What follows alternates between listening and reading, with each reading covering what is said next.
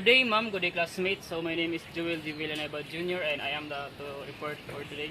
So topic that I have discussed today is all about the Article 8, Judicial Department.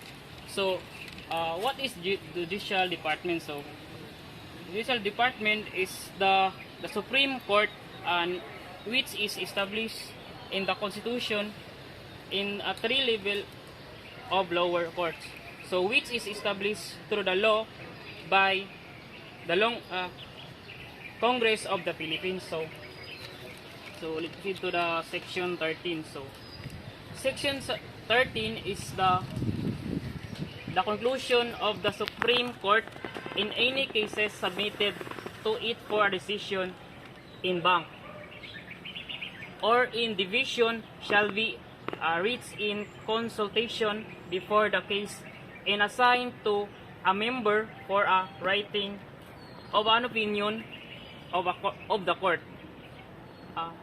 Certification to this effect signed by the Chief Justice shall be issued and copy there attached to record of the case and serve upon the parties in any member who took no part or dissented or abstained from a decision of a resolution must state the reason. Therefore, the same requirements shall be observed by all lower courts. So, ang basya ng korte o ng Supreme Court sa unsa man nga case na para desisyonan or pension dapat ma-reach and consultation before ang kaso ang ma-assign sa usa ka member alang sa pagsulat sa opinion sa korte.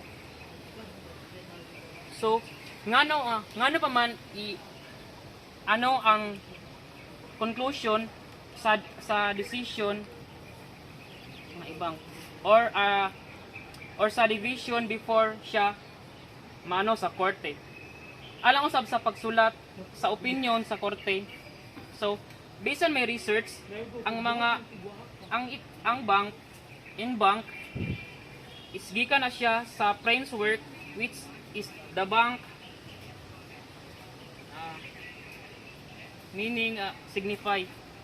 So let's proceed to the section 14.